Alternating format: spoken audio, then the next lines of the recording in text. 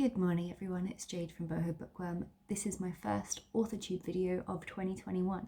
It's not really my normal genre, but something has compelled me to write a romance. I realised lately that I do love a good chick lit book. I read Sophie Kinsella's book, her new one called Love Your Life in December, and I just really could like escape all the crap that happened in 2020, the pandemic and my breakup and all this shit that's been happening, and just kind of get lost in a funny, entertaining, fluffy romance world. So I thought, well, you know what, why not try and write it? I mean, in my life, I'm almost 30 and I've been through a freaking shit show of a time, and I thought, well, what if I was to write it? So many people have told me I should, because I think a lot of people are in awe that I keep trying and picking myself back up even when I get really hurt.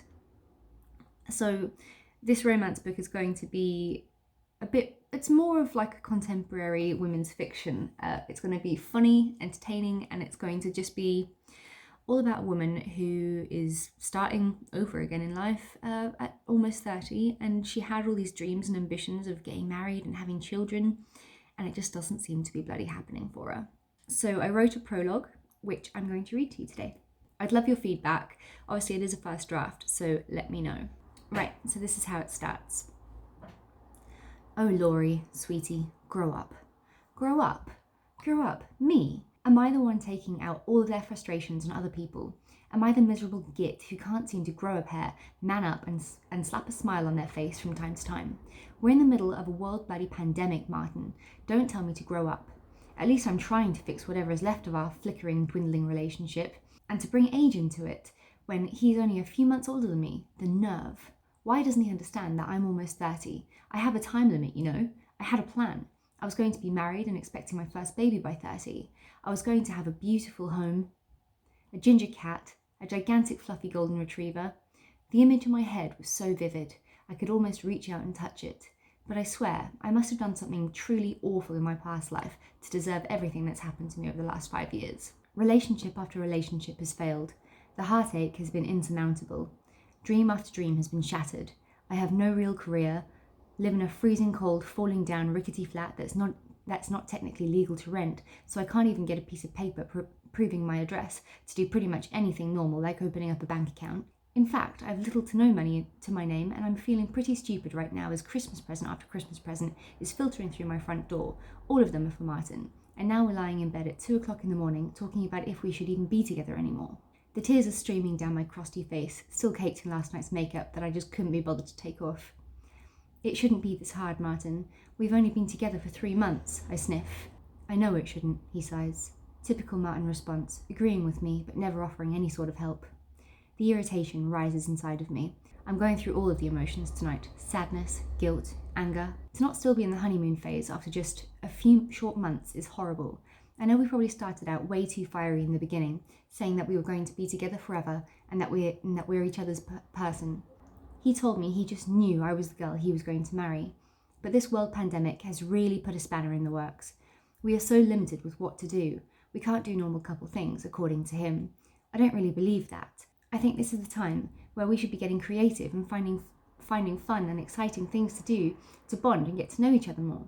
But the fact of the matter is, we don't have all that much in common besides liking the same Chinese takeaway and having a white chocolate preference. I'm arty, as he says.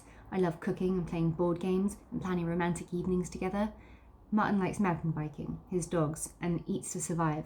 He doesn't even use garlic when he cooks for me, let alone spices or herbs. Martin's idea of a romantic evening is tossing some crisps and a bottle of wine into a plastic bag with some cups, making me trudge through a muddy field to sit shivering while we watch the sunset, and he talks about how annoyed he is with his work.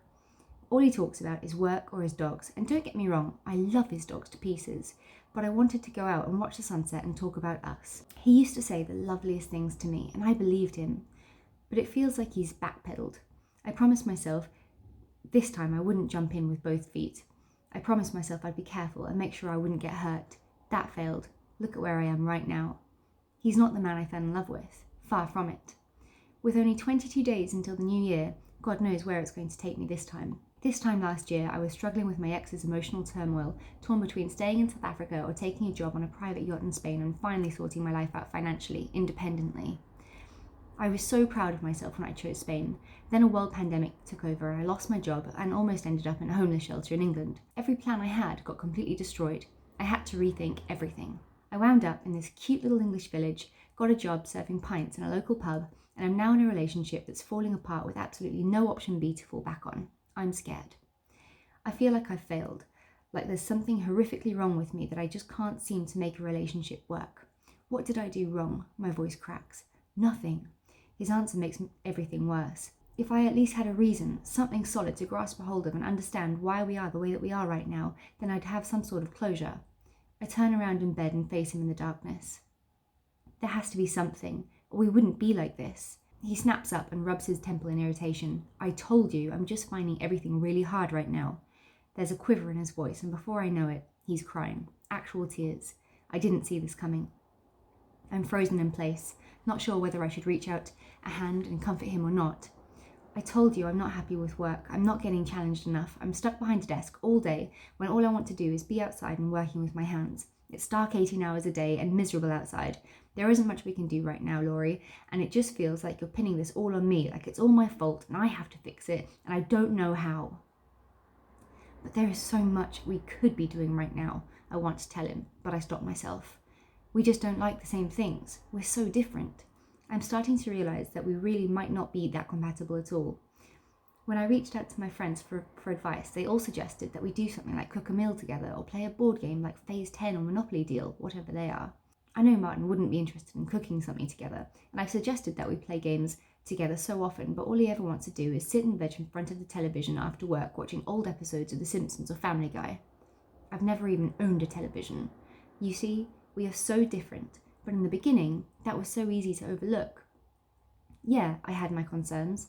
I didn't feel like we talked much. I didn't feel like he asked me any questions about myself, like he wasn't all that interested. But when we were good, we were great.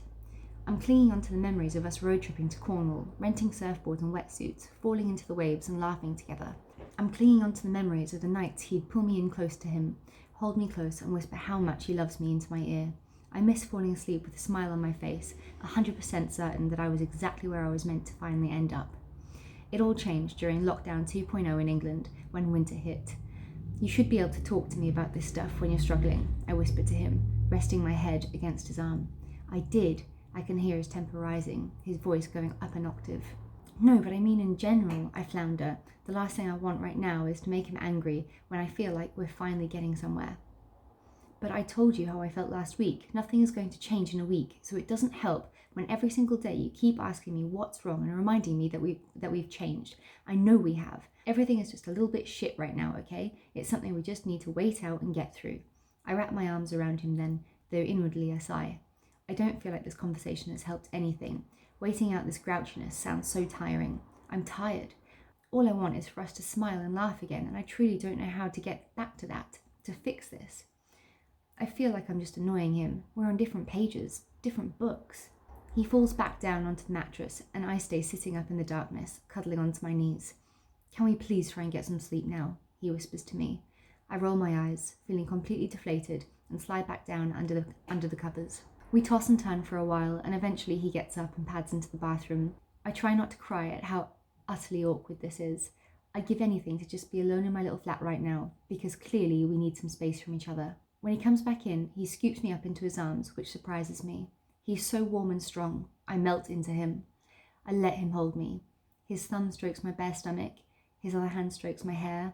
It's the affection I've been missing for what feels like an eternity. He kisses the back of my neck the way he used to before we fell into this awful rut.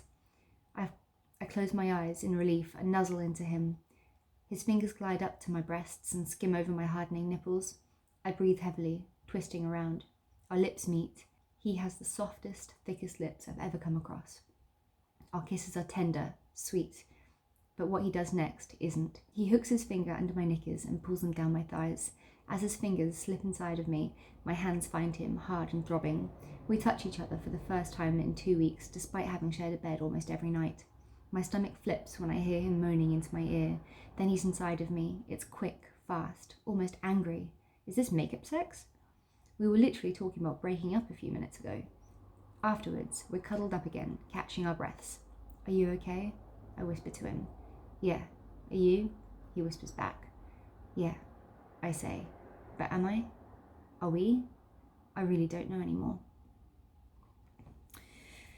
Yeah, let me know what you think. I've written chapter 1 as well, and then I stopped writing for about 3 weeks, but I'm thinking about starting to pick it back up again and just see where it takes me. Yeah, it's probably just a bunch of rubbish, but it feels good to write it down, whatever's in my head. Anyway, I hope you have a good day, and I'll talk to you soon. Bye.